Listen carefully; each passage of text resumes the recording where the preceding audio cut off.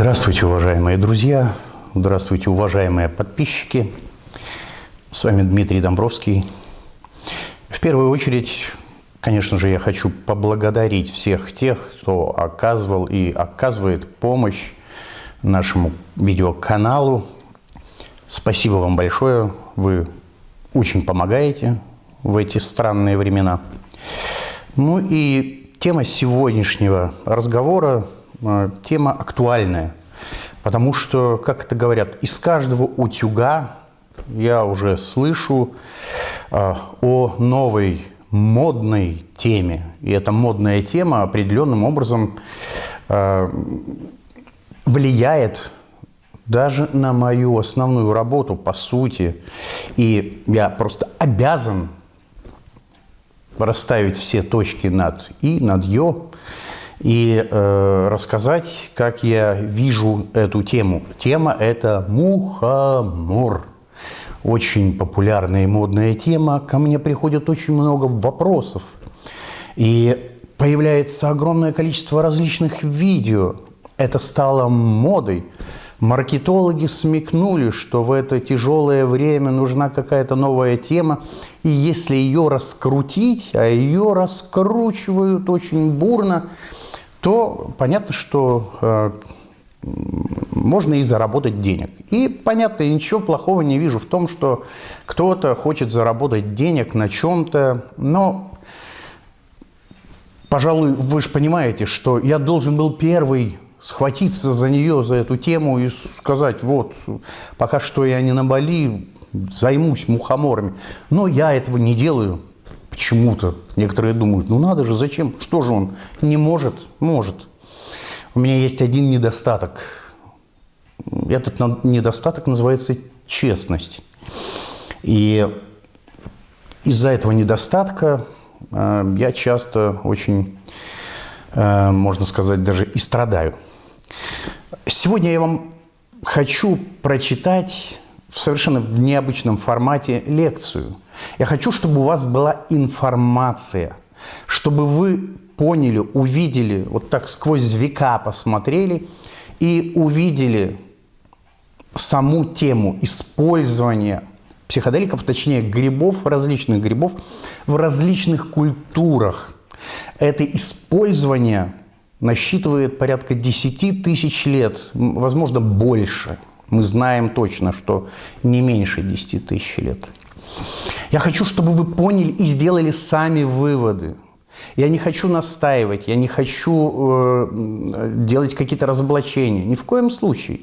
Я просто хочу сказать, что мухомор и псилоцибиновый гриб, которые называют как раз магическим грибом, то есть магические грибы – это псилоцибиновые грибы, это разные вещи.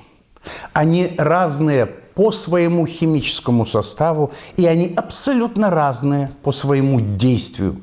И в культуре они освещены абсолютно по-разному. И прежде чем приступить к этой лекции, вы должны знать, вот все, что вы увидите, я постарался сжать это максимально. Сжать. Это не совсем поверхностная лекция, но она быстрая, потому что если говорить о каждой культуре, которую я коснусь, можно говорить часами. У меня нету. И я попытался пробежать по всем эпохам тезисно. И поэтому, если у вас будет интерес, вы можете по этим ключевым словам заглянуть в интернет, покопать, и вы накопаете еще больше подробностей. Я хочу, чтобы вы просто понимали. И сегодня я хочу, чтобы у вас возникла ассоциативная связь. Она должна возникнуть так же, как эта связь возникла когда-то у Теренса Маккены, у Гордона Уоссона. Сейчас я скажу про Уоссона еще несколько слов. Связь о том, как наша культура, как вообще культура, цивилизация человеческая была постоянно связана с темами крупного рогатого скота, гриба и всего того, что связано с выращиванием, ростом грибов. С дождем, с солнцем, с навозом. Я хочу, чтобы вот эти компоненты, которые влияют на рост грибов, культуре в нашей цивилизационной культуре, вы увидите, как это взаимосвязано. И, безусловно, вы сами сделаете все необходимые выводы. Вы должны понимать, что псилоцибиновый гриб, псилоцибиновых грибов уже сейчас известно порядка 250 видов. Видов грибов, которые содержат псилоцибин, вещество химическое. Мухомор содержит мускарин и ботеновую кислоту, мусцимол, ну, вот эти известные вещества, о которых вы знаете. Это разные вещества. Действуют они абсолютно по-разному. Это вы должны знать. Второе, что вы должны знать. Псилоцибин, окисляясь, синеет. То есть псилоцибиновые грибы, когда их срывают, они становятся синими, они синеют. Эту тему вы увидите, и мы ее увидим в дальнейшем моем повествовании, вы увидите. Вы должны помнить, сейчас вы увидите некую лекцию, и после этой лекции подумаете, сколько у нас артефактов, связанных с темой навоза, коров, жуков, скоробеев, навозников, и что мы знаем о мухоморе. До недавнего времени, я еще 15 лет назад ходил в библиотеку, и когда я копал тему шаманизма и читал советских исследователей северного шаманизма, о северном шаманизме, и где использовался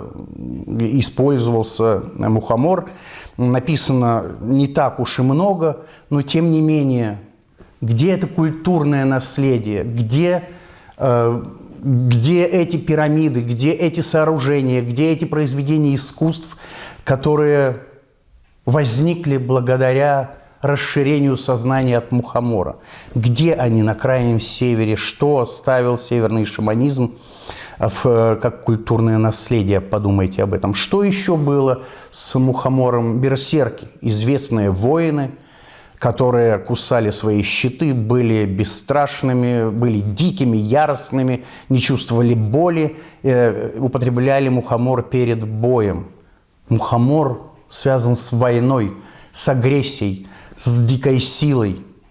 В то время как псилоцибиновый гриб, и вы увидите в моем повествовании псилоцибиновый гриб, под которым сидит Будда, который держит в руках Лакшми, который является Кришной. Это просветление, это постижение, проникновение во вселенские миры, это божественное откровение, это тотальное понимание, это расширение сознания. Война и расширение сознания. Да, действительно, и мухомор, и псилоцибиновые грибы изменяют состояние сознания. Но изменять состояние сознания могут любые другие вещества. Алкоголь тоже вызывает изменение состояния сознания. Но это никак не относится к расширению сознания. Расширение сознания – это другое. Расширение горизонтов видения, получение мудрости. С чем ассоциируется гриб, вы позже увидите. Это связано только с псилоцибиновыми грибами. И поэтому вы должны понять, когда в свое время, в 60-е годы, когда началась так называемая психоделическая революция, и когда молодежь стала протестовать против войны во Вьетнаме, против каких-то ценностей капиталистического мира, ЦРУ быстро очень сориентировались и спросили, кто воду мутит, что это за такое? И им сказали, это расширяют сознание, это расширение сознания. Они стали видеть больше, стали понимать больше. И тут же на уровне Конгресса США что было запрещено? Правильно. На уровне Конгресса запретили ЛСД, запретили псилоцибин, запретили мескалин, который входит в состав кактусов, и ДМТ. Мухомор не был запрещен. Мухомор не опасен. Он не расширяет сознание, видимо. И мухомор не запрещен до сих пор и не будет запрещен, потому что одно дело расширение сознания и понимание мира, А другое дело просто изменение сознания для того, чтобы стать нечувствительным к боли, яростным, сильным, возможно. Когда мы говорим о просветлении, мы говорим не о получении жестокости, агрессии внутренней или силы. Мы говорим абсолютно о других вещах. Это то, что я хочу вам сказать перед тем, как я начну рассказывать свою лекцию, небольшую лекцию. Послушайте. Первобытный человек за десятки тысяч лет вдруг начинает саморефлексировать. Он отделяет себя от внешнего мира. Так начинается история абстрактного мышления, в конечном итоге приведшая к возникновению современной цивилизации. На стенах древних пещер человек изображает сцены из бытовой жизни, мы видим рисунки животных. И вдруг появляются изображения и формы, не существующие непосредственно в этой реальности. Различные божества, полуживотные, полулюди, духи и аватары, боги и полубоги, таинственные, не похожие ни на людей и животных существа. Кто они? Как они сформировались в воображении, если воображение, как функция мозга, находится еще в зачаточном состоянии? Чтобы изобразить Бога или его многочисленные аватары, необходимо это увидеть. Как это можно увидеть? Только одним способом – окунуться в параллельную реальность и вынести оттуда образы и воспоминания. Увидеть несуществующую в нашем трехмерном мире реальность позволяют особые растения и грибы, обладающие психоделическими и визионерскими свойствами. Именно эти визионерские растения и грибы позволили нашим далеким предкам увидеть и узнать о существовании параллельной, так называемой духовной реальности. Именно эти визионерские растения и грибы сделали возможным появление различных культов и всех современных религий. Взаимодействие с этими уникальными растениями и грибами породили вначале шаманизм, а позже, развиваясь и проникая в жизнь человеческого общества, превратились в религии и мистические культы. Изображения различных потусторонних и сверхъестественных существ появились задолго до появления письменности, а это значит, что в течение тысяч лет у людей была возможность взаимодействовать с этими явлениями напрямую, получая непосредственный опыт такого взаимодействия. В этой обзорной экскурсии я хочу продемонстрировать вам, как связаны между собой быки, коровы, жуки-навозники, грибы, растущие на навозе, сознание и божественные откровения. Постарайтесь увидеть эту связь, длившуюся более 10 тысяч лет до появления и распространения авторитарных религиозных систем. Эта обзорная лекция не претендует на научный доклад. Исследованием этого вопроса я занимаюсь более 10 лет, и понятно, что все, что я скажу и покажу сегодня, это малая вершина айсберга. Мне просто хочется, чтобы и вам эта тема стала интересной. В путь. Вот это гриб, который растет на лепешках коровьих. Вот там корова, которая производит эти грибы. Это те самые грибы.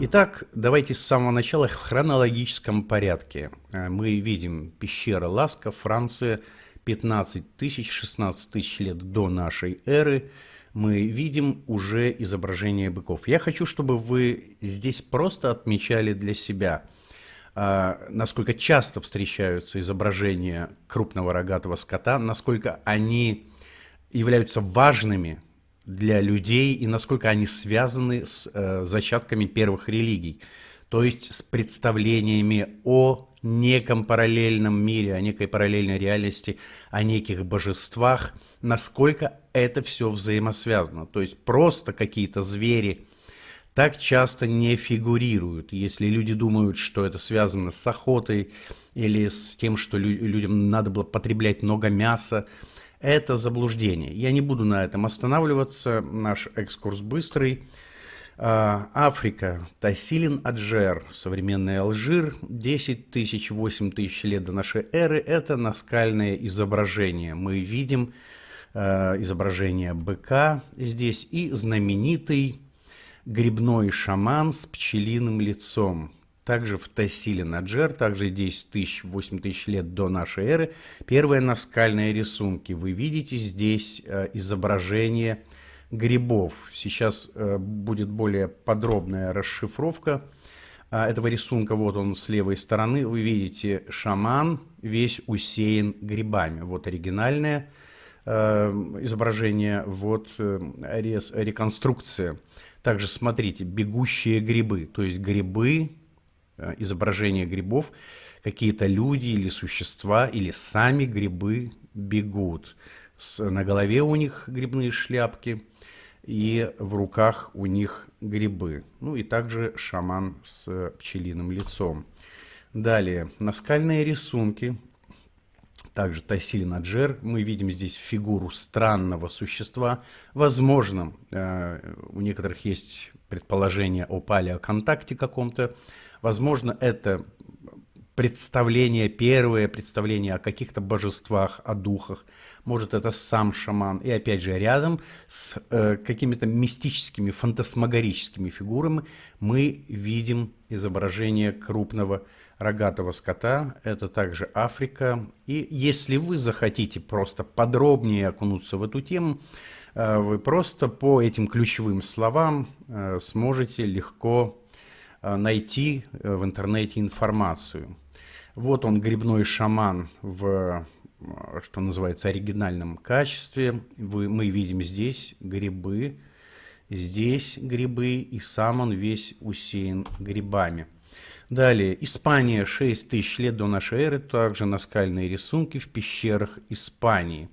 Видим фигуру быка и видим большое количество грибов ниже быка. То есть обратите на это внимание. Чатал-Хьююк, 7 тысяч лет до нашей эры, это Анатолия, реконструкция святилища. То есть первые храмы в истории человечества – это поклонение крупному рогатому скоту. Почему? Неужели можно подумать или сделать предположение о том, что люди просто любили очень мясо и любили быков?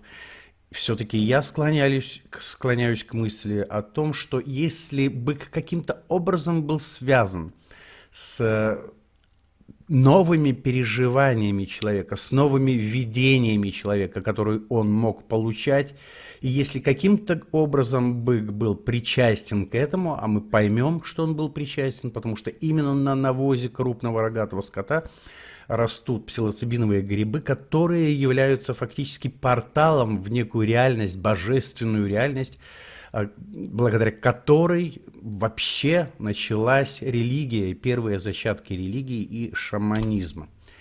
Анатолия – это современная Турция, также Чатал-Хьююк, рога буйвола или быка в первых храмовых комплексах. Чатал-Хьююк, современная Турция, также храмы, поклонение быку, и здесь бык и какие-то символические рисунки, напоминающие, возможно, грибы. То есть бык играет какую-то божественную роль в представлениях древних людей. Это реконструкция храма 7000 лет до нашей эры, Чаталхююк.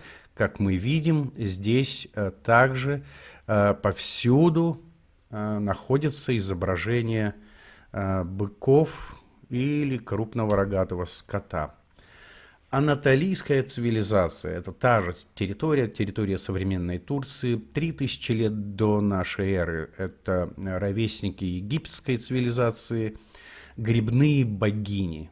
А это можно воспринимать как фаллические символы, но также можно воспринимать как грибные символы, которые часто встречаются в этой культуре. Здесь мы видим mushroom goddess, это грибные богини, эти артефакты так и называются в археологической среде. Здесь хотелось бы остановиться подробнее, но мы не будем этого делать. Я напомню, что культ Диметры и Персифоны, это культ плодородия, возникли в 1700 году до нашей эры. Элевсинские мистерии начались с 1700 года до нашей эры. Это Древняя Греция, как видите. Персифона и Диметра обмениваются грибами. И здесь мы ясно видим, что они держат в руках грибы. Вы должны помнить, что Элевсинские мистерии – это уникальные мероприятия, которые проводились ежегодно в городке Элевсин в 20 километрах от Афин. На эти мистерии стекались люди со всей Греции, туда допускались женщины и даже рабы. Основная задача мистерий, если кратко это описать, люди получали некий напиток, благодаря которому они могли заглянуть в царство Аида, в царство мертвых и познать жизнь, познать, что их ожидает после смерти. Как известно, после мистических церемоний элевсинских люди выходили оттуда ошеломленные.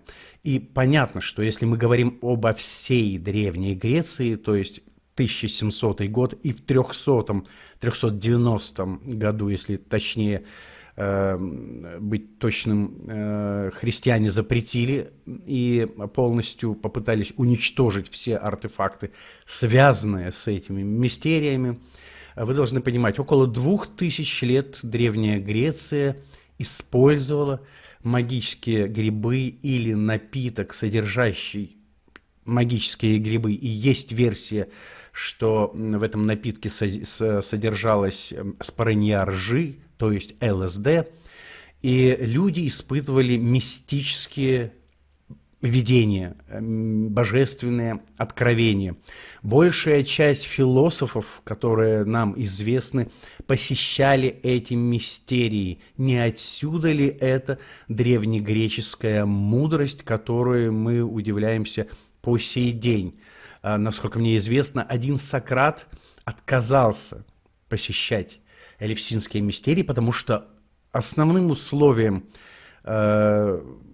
участия в Элевсинской мистерии была невозможность рассказать об этом. Строго запрещалось как-то упоминать об этих мистериях и о содержании этих мистерий. Нельзя было рассказывать под страхом смерти об этих мистериях ничего.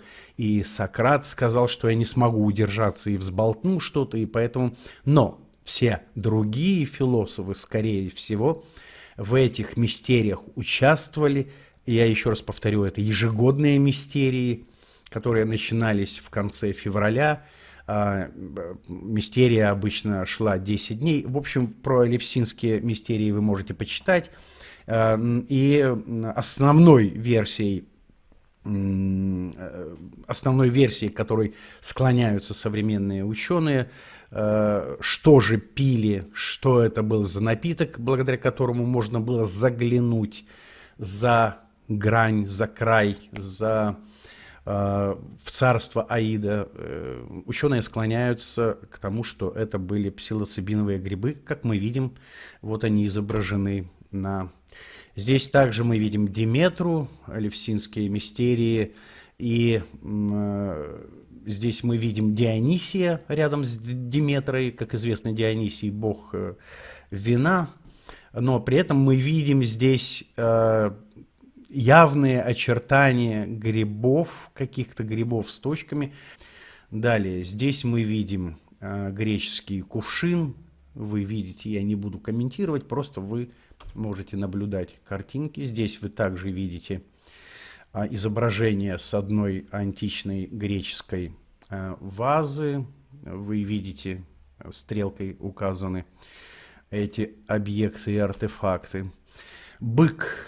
Поклонение быку, как вы сами увидите, повсеместно. Бык считается божественным существом. Бык с большими рогами считается существом, связанным с проявлением божественного на нашей планете. Здесь вы видите Дионисия, который в одной руке держит кувшин с вином, а в другой руке держит гриб. Античная Греция, здесь мы видим типичный митраистский символ, мы позже коснемся митраизма. Также вы видите человечка с рогами, выходящего как будто бы он до пояса, без ног, появляющийся со странной шапочкой. И здесь мы видим что-то напоминающее и рога, и кокон яйца. Еще мы увидим эти символы чуть позже. Здесь на греческих античных вазах изображения женщин и мужчин, держащих грибы. Я напомню, что христианство очень жестко уничтожало все артефакты, которые связаны с этими культами. Вы прекрасно знаете, что это было и в Мезоамерике. Как только христианство приходило, оно сразу же в первую очередь расправлялось с культами, связанными с употреблением любых психоактивных растений и грибов. Поэтому у нас не так много артефактов. Здесь вы видите Митра из космического яйца. То есть бог Митра, посмотрите, он без ног, он вылезает, маленький человечек с шапочкой в виде гриба, вылезает, он находится в яйце, и сейчас мы поймем, что это за яйцо. Митраизм – это индоиранская религиозная система. Культ Митры был распространен во многих странах и в течение очень долгого времени. Один из самых главных культов зороастризма. Вот эти изображения Митра, появление Митры и появление гриба, рождение гриба. Здесь мы видим срез, как рождается каждый гриб. То есть любой гриб появляется из яйца. Посмотрите, как похожи эти символы. Это яйцо называется примордиум. Примордиум – это и как бы яйцо, из которого появляется гриб. Не находите, я думаю, что это очень очевидно, что здесь мы видим символическое изображение примордиума. Вот, появление бога Митры из космического яйца, рождение гриба, вот примордиум. То есть, как видите, вот изображение примордиума, вот изображение появления бога Митры. Очень часто в Древней Греции, в Древнем Риме Митра изображался именно так, как человечек по пояс, находящийся в чем-то, в навозе, с шапочкой. Посмотрите на реальный гриб и посмотрите на изображение бога Митры. Еще, возможно, более убедительные и более показательные картинки. Вот как появляются псилоцибиновые грибы из шариков навоза. Вот как появляется бог Митра из волшебного навоза, можно сказать так. Еще одно изображение. Слева вы видите псилоцибиновые грибы на навозе. Справа вы видите изображение бога Митры. Еще еще изображения бога Митры различные, потому что это митраизм был распространен в очень многих культурах. Вот как выглядят псилоцибиновые грибы. Причем это не мухомор, хотя вы видите и точки, вы видите и традиционную для мухомора ножку, вы видите юбочку здесь, но это псилоциби кюбенсис, то есть это псилоцибиновый гриб, который содержит именно псилоцибин. Как известно, мухомор содержит мусцимол, иботеновую кислоту, мускарин и так далее. Итак, мы переходим к Древнему Египту. Древний Египет, 4-3 тысячи лет до нашей эры. Также мы видим поклонение быку на очень многих найденных артефактах. Вы видите Древний Египет, бык с очень странным кругом между рогов.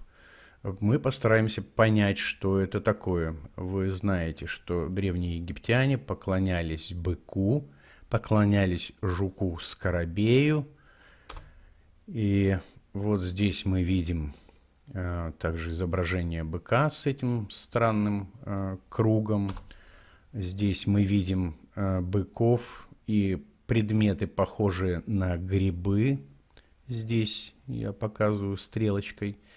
Обратите на это внимание. Здесь жук-скоробей. Многие не понимают, какую роль играет жук-скоробей в древней египетской мифологии. Он священен. Он священен, и это наиболее часто встречающийся символ, наряду с другими известными символами, жук-навозник. Вы должны понимать, что все, что связано с происхождением грибов, все это обожествляется. И жук-навозник, как участник этого мистического процесса, становится святым. Вы видите реальная фотография жука-навозника, который скатывает навозный шарик. Мы видим изображение в Древнем Египте жук-навозник, который держит этот шарик. Не солнце, как думают некоторые египтологи, все значительно проще. Это шарик, магический шарик, из которого могут появляться магические грибы. Здесь мы видим, как два жука-скоробея скатывают свой знаменитый шарик. Здесь мы видим жука-скоробея, и рядом мы видим изображение грибов. Также здесь, обратите внимание, коровы, что-то очень непонятное, но явно что-то очень важное. Здесь мы видим изображение шляпок псилоцибиновых грибов, которые растут на коровьем навозе. Самый знаменитый символ Анкх, здесь я специально разместил, здесь вы видите синий скоробей и 3 шарика вверху, и изображение грибов. Здесь видите сам Анкх, как видите, я поместил здесь изображение Строфарии кюбенсис, это псилоцибиновый гриб, это не мухомор. Мухомор содержит мусцимол, мускарин, псилоцибиновые грибы содержат псилоцибин.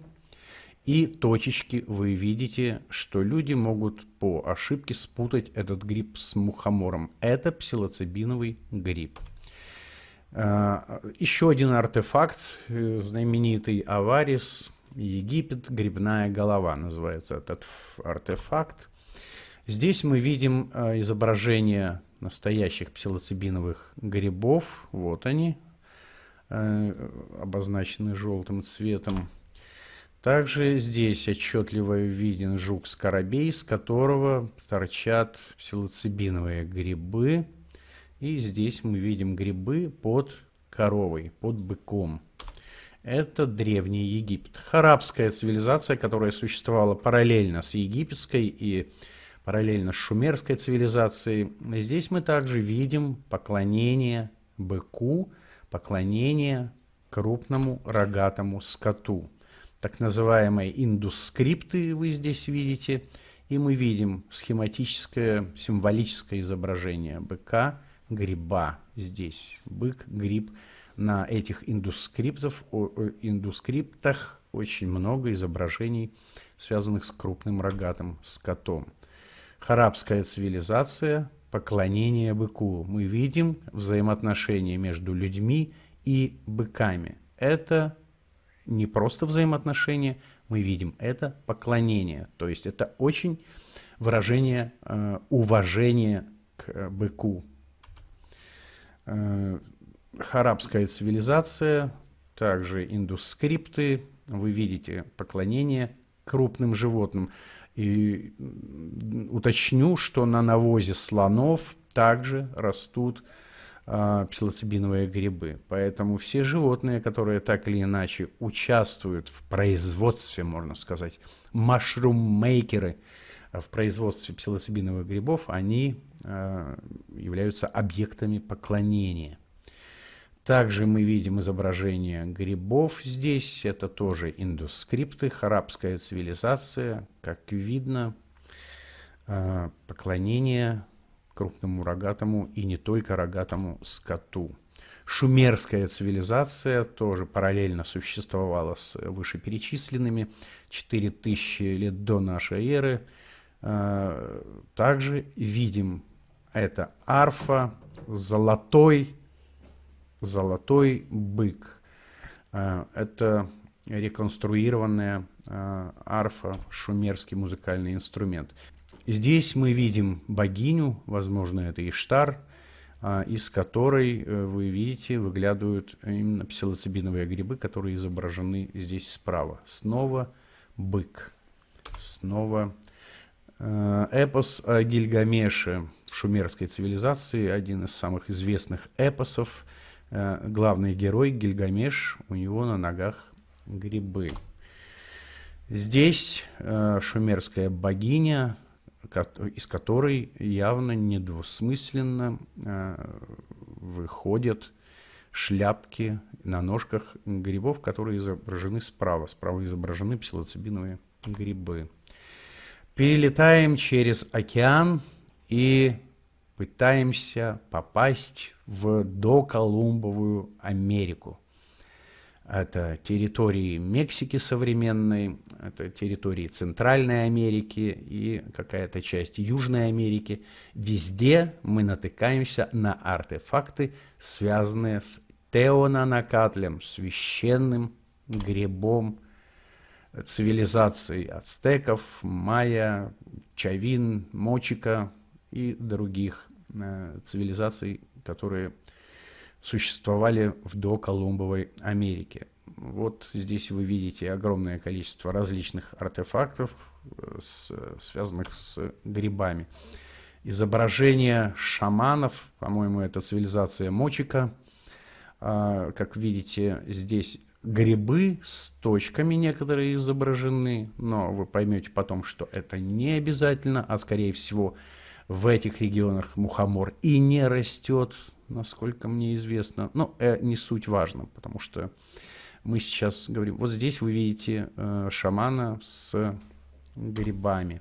Также здесь более явно уже видна шляпка гриба. Вот с правой стороны псилоцибиновый гриб. Вы видите шляпку с другой стороны. Это именно псилоцибиновые грибы, которые растут исключительно на навозе крупного рогатого скота. Также артефакты из Южной и Центральной Америки. Как видно, здесь их очень много. И шаманы изображаются с вот этими причудливыми грибами. Здесь вы видите изображение грибов. Грибы с точками – это не обязательно мухоморы. Здесь мы видим также изображение известных псилоцибиновых грибов по форме. Видим в этих цивилизациях, вот здесь шаманы, усеянные грибами, и руки, и ноги, и все. Вот гриб прямо на голове. Вот гриб на голове. Вы видите, можете рассмотреть, сделать паузу. Также вот эта майянская картинка, по-моему, судя по стилистике. Человек протягивает гриб. И вы видите Здесь также человек в головном уборе, напоминающем гриб, и который держит в двух руках по грибу. Это так называемый туми, очень известное божество, Виракочи в Перу называется. Оно вот такая шапочка, очень характерная и очень напоминает гриб. Ну что же, мы перемещаемся снова на континент, в Индию. Индуистская религия, индуизм изобилует изображениями и артефактами различными, связанными с грибами. И именно с крупным рогатым скотом. Грибы и крупный рогатый скот. И сейчас вы будете видеть, как достаточно много изображений этих грибов и коров, священных в Индии до сих пор. Здесь вы видите Будда, скорее всего, у которого над головой гриб.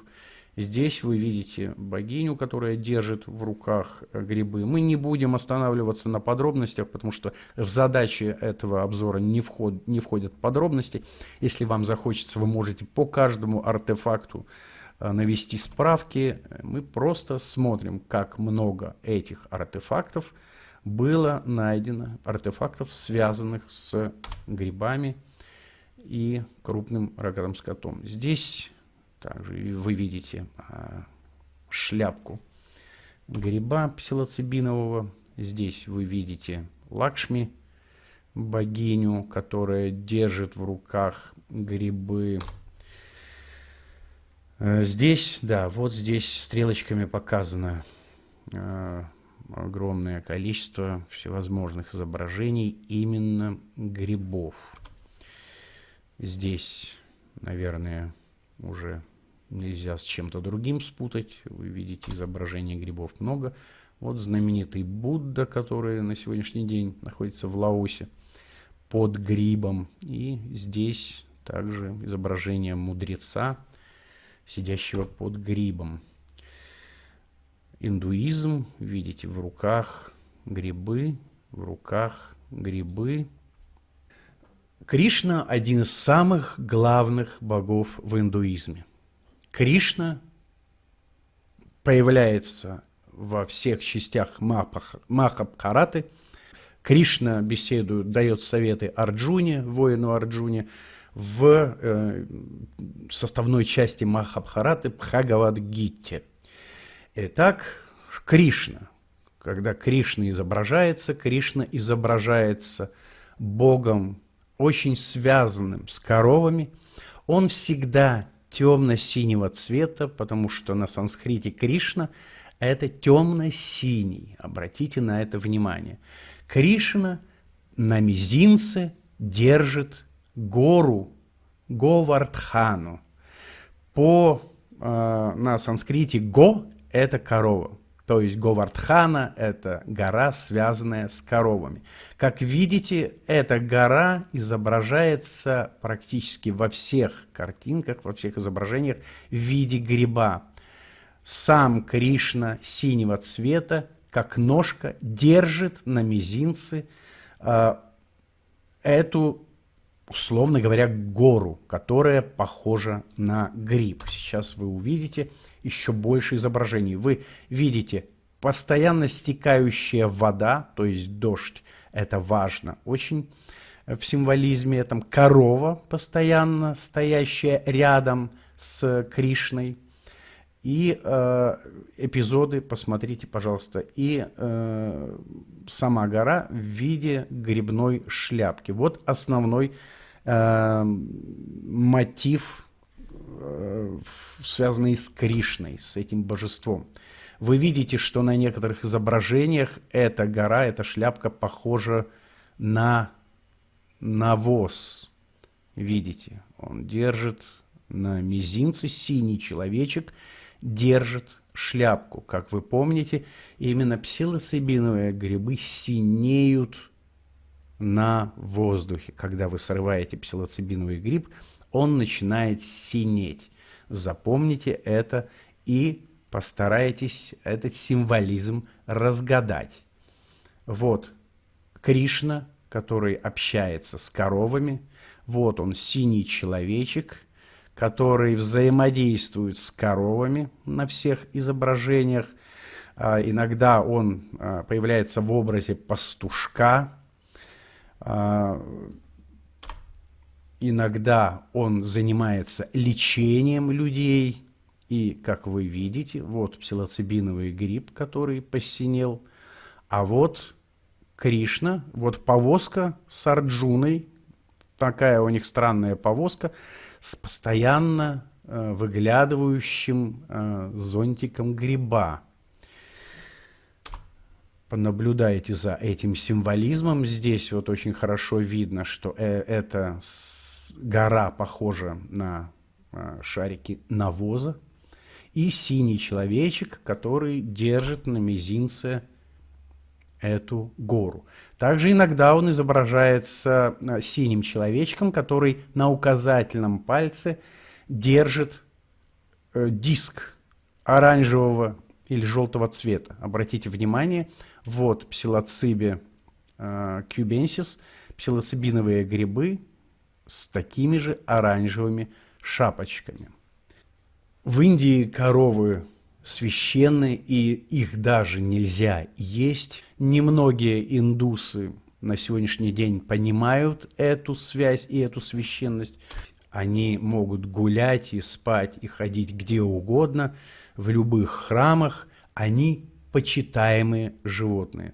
Наверное, вы все-таки поймете, что это связано именно с появлением маленького синенького человечка, который дает знания. Вы помните, что в эпосе Бхагавад-гита Арджуна постоянно советуется с Кришной, с синеньким человечком, который держит гору, священную гору на своем мизинце. Он получает советы и откровения от синенького человечка, которого зовут Кришна. Точки на шляпках грибов. Вы видите точки на шляпках грибов. И некоторые из вас даже могут спутать этот изображенный гриб с мухомором. Хотя на самом деле это Строфария кюбенсис. И поэтому, когда некоторые исследователи пытаются убедить нас в том, что именно мухомор являлся сомой, за эту версию выступал Гордон Уотсон, но Теренс Маккенна достаточно убедительно разбил в пух и прах его теорию, потому что мухоморы не взаимосвязаны ни с коровами, ни с навозом, а как мы видим во всех культах, о которых мы говорили, эти грибы неразрывно связаны с коровами, с быками, с навозом, со скоробеем и так далее.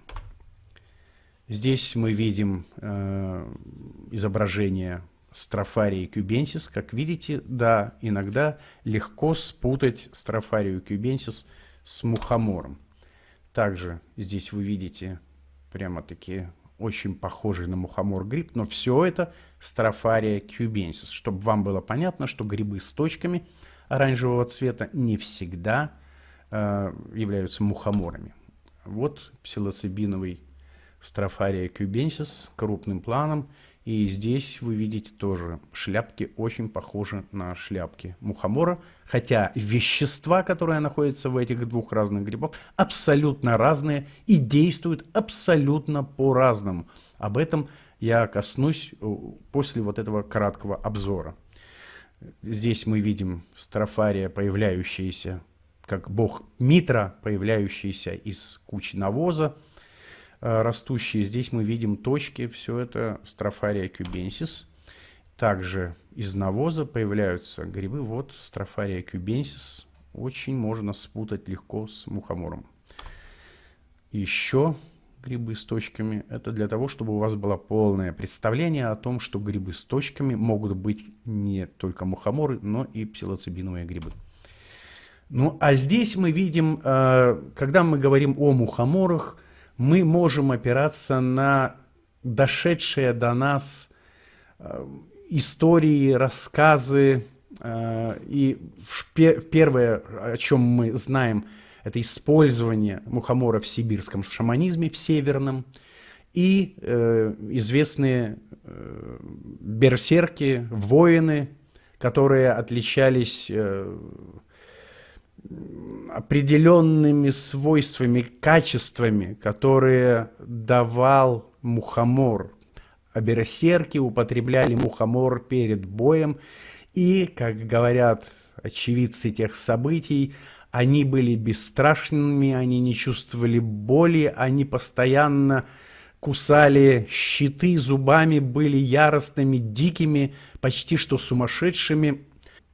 По этим картинкам и по описаниям приблизительно понять, что дает мухомор. Слева изображен шаман сибирский, который принял мухомор. Мухомор дает не просветление, не раскрытие каких-то глубоких божественных тайн, а дает безумие, силу, нечувствительность к боли, ярость, качества, которые больше, скорее необходимы для боя, для войны, но не для просветления. Мне хочется, чтобы вы поняли разницу в составе, в веществах, которые там находятся. Ну и, как вы знаете, христианство очень ревностно и очень жестко искореняло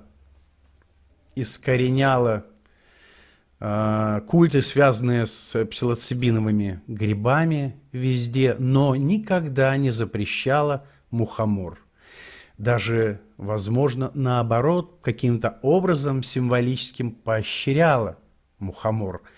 Вы уже знаете, что по действию псилоцибиновый гриб кардинально отличается от действия мухомора. Ярость, агрессия, сила – вот что связано с мухомором, и вот что часто связано с христианством, как с очень немиролюбивой религиозной системой. Несмотря на декларации, войны, большая часть войн, которые происходили на этой планете, большая часть войн развязана именно христианами. Вот на этом кратком обзоре я закончу, и сейчас я появлюсь на ваших экранах лично.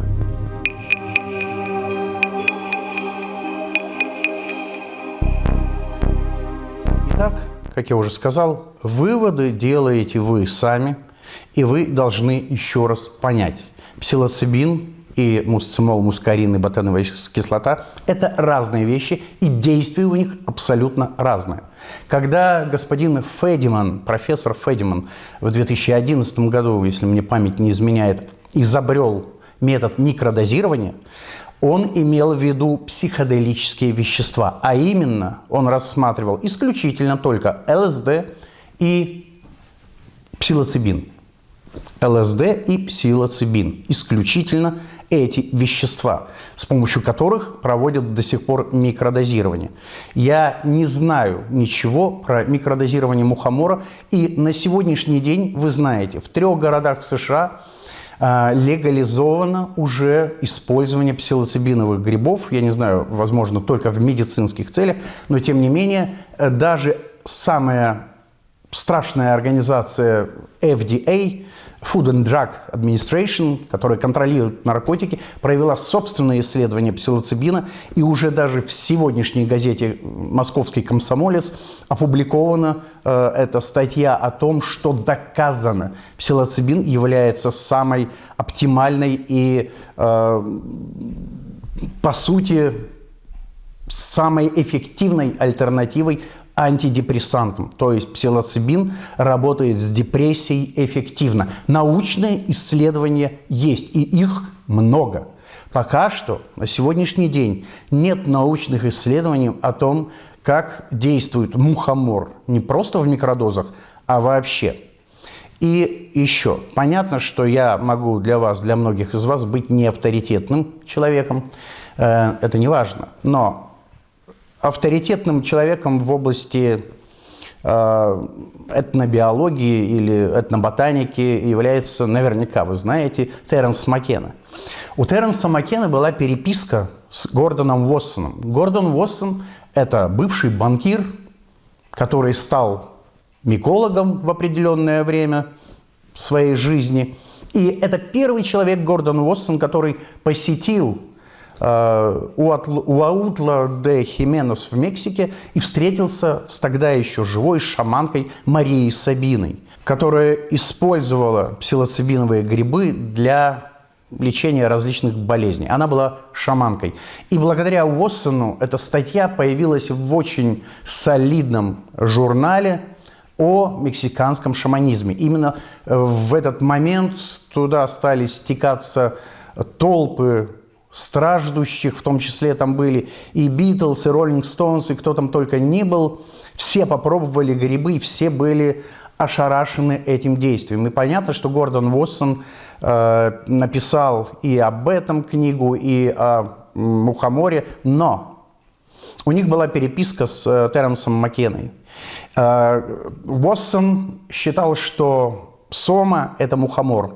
Теренс Маккена, фактически, вы можете найти эту переписку, разгромил его версию с очень убедительными аргументами. Мухомор не мог быть сомой. И понятно почему.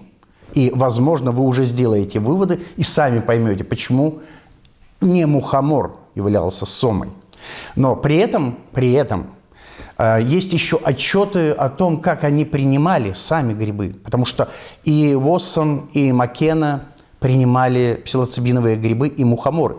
Более того, у Маккена есть книга на русском языке, она называется «Истые галлюцинации».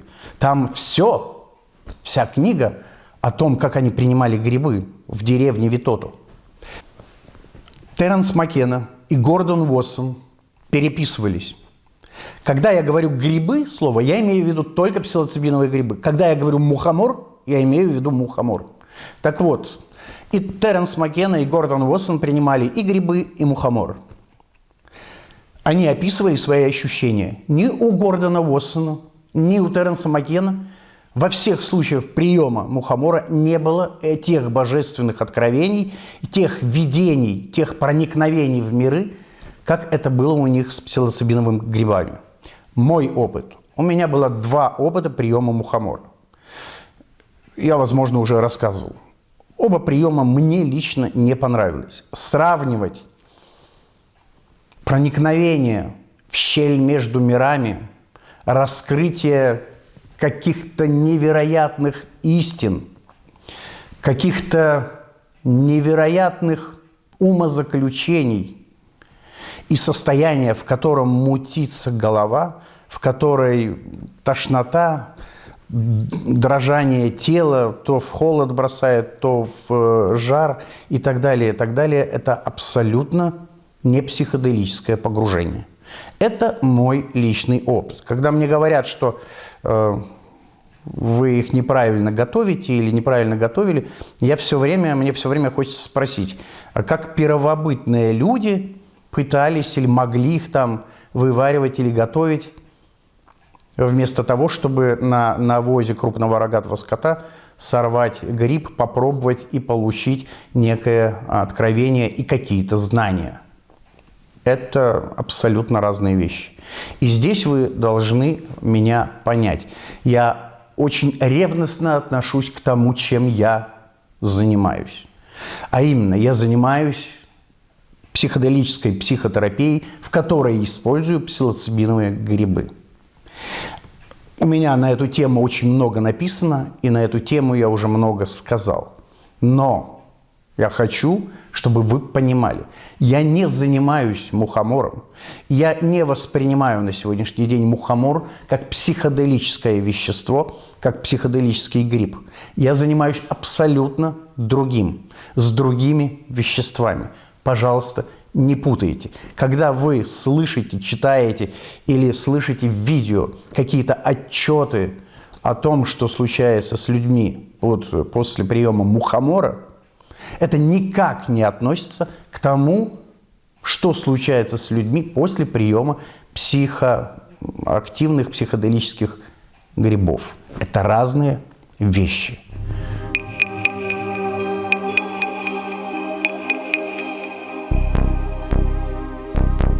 Буквально до недавнего времени мы знали о сибирском шаманизме из книг исследователей, которые исследовали сибирский и северный шаманизм. В одной из книг была фотография «Шаман, принявший мухомор». Эта фотография есть у нас. Посмотрите на позу этого человека. Посмотрите на выражение лица этого человека. Посмотрите на это безумие, которое сквозит в этом образе. И посмотрите на Будду, который сидит под грибом. Это абсолютно разные вещи. Сибирский и северный шаманизм не оставил вед, ригвед, каких-то эпосов, в которых говорится о просветлении, об освобождении духа. Ничего этого нет. Нет никаких значимых артефактов, говорящих о том, что эти северные цивилизации пришли к какому-то просветлению, мудрости или пониманию. Мы не находим их. С другой стороны, мы видим огромное количество археологических находок, красивых изделий, украшений, архитектурных сооружений, в которых фигурируют и быки, и жуки, и скоробеи, и грибы. Это культуры, которые оставили нам очень значительный след, культурный след в нашей цивилизации. Попробуйте сравнить эти факты и подумайте сами, какое вещество раскрепощает, расширяет сознание, а какое вещество этого не делает.